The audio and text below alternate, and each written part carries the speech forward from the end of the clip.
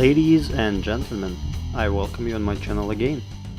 And today we're gonna take a look at an American premium tank, M46 Korean Patton. It looks pretty decent from what I can tell in the garage. This is the armor profile. As you can see, it doesn't have a lot of armor, so pretty much any tank you see in the game will be able to pen you.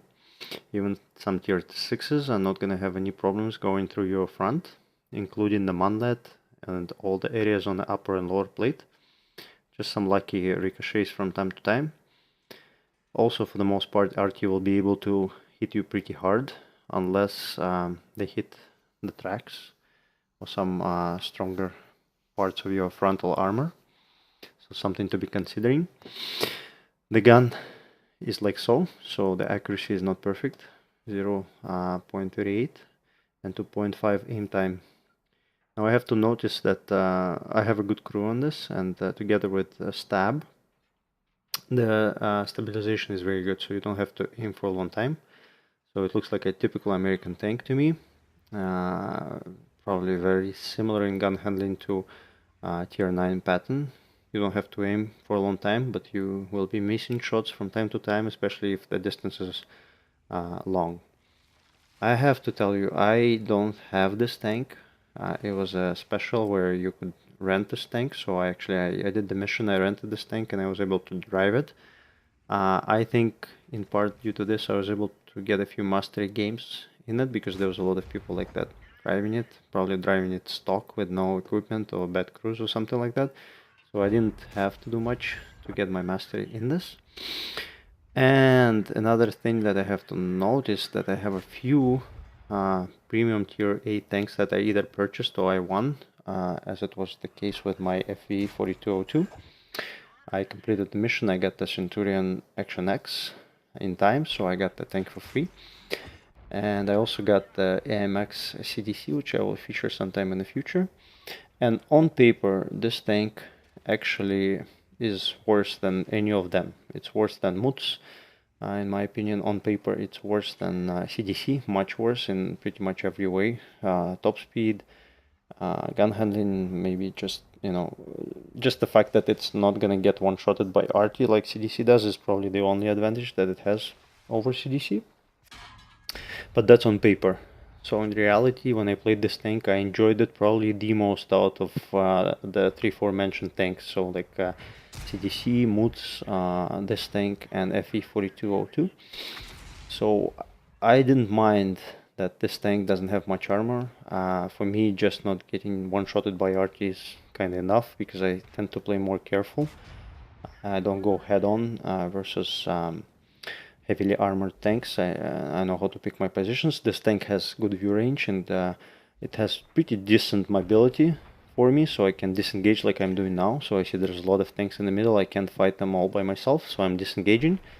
Also, it has enough speed for me to take up positions in the beginning of the match, like I did in the beginning of this match, where I can rush into position, put a few shots, spot a few enemies due to my good view range, and disengage. So I'll be honest with you, I was puzzled. I almost purchased this tank, and the only thing that held me up was that it doesn't have preferential matchmaking. If this tank were to have preferential matchmaking, I guarantee you this tank would be in my garage right now. I'm still contemplating if I should get it or not, but we'll see. Maybe I'll play a few more games if there's another mission for it, so I'll just decide then. But for now, I can tell you that it was pretty profitable. I was able to make a lot of silver with this tank. So average probably was around 50-60k. I did have a few games with 100k plus. I did have a few mastery badge games, but like I told you, you don't need a lot of skill to actually get a mastery badge during one of those promo days. So a little bit about this battle. So in the beginning I went to my usual spot from this spawn to spot all the heavy tanks, and I saw that they had a few. I was lucky enough to blow up the Oni, I believe it was Oni, the Japanese heavy tank. And now I see that our 0 and 9 lines got pushed through, So basically, even though we got early spots on them and I was able to put a few shots into them, our heavies decided not to go to the 9 line, and their heavies are just rolling through that line to our base. So I'm calling on my team to give me some support. I moved back.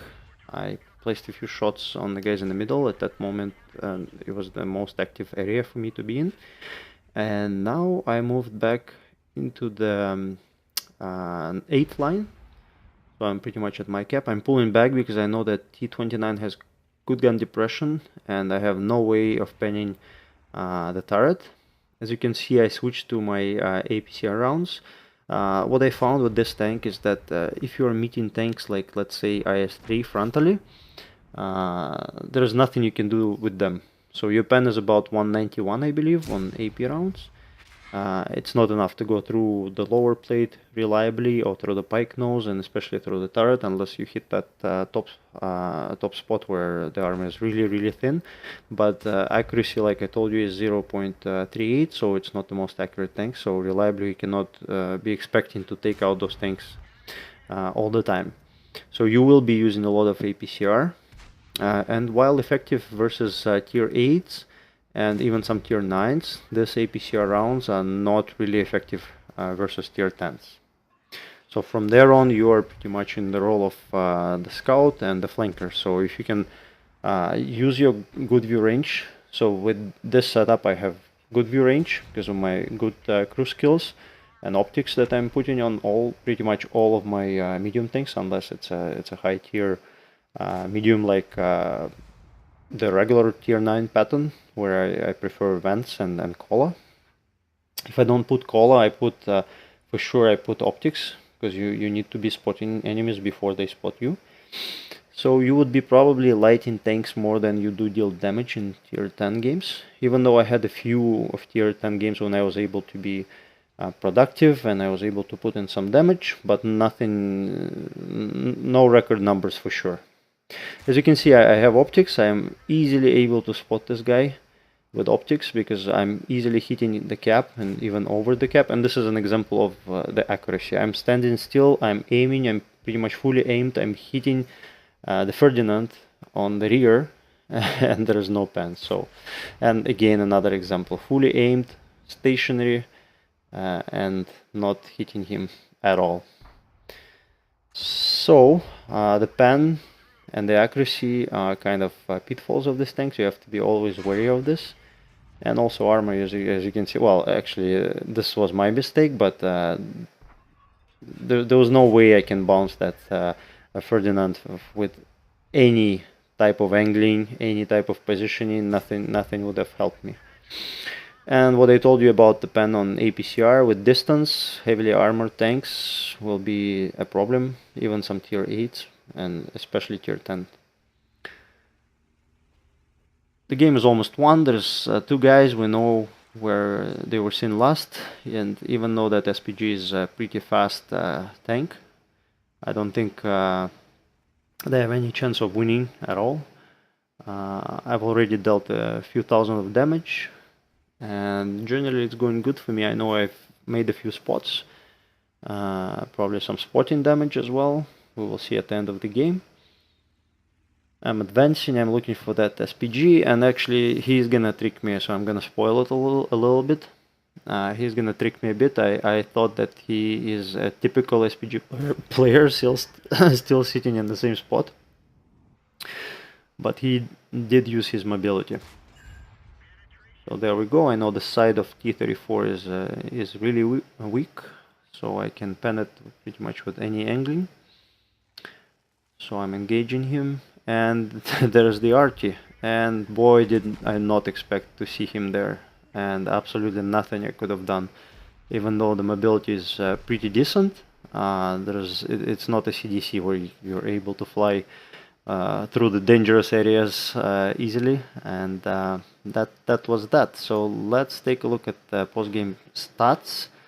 And as you can see, I did fair bit amount of damage, I did a fair bit amount of spotting, I got my mastery badge, and this is the profitability.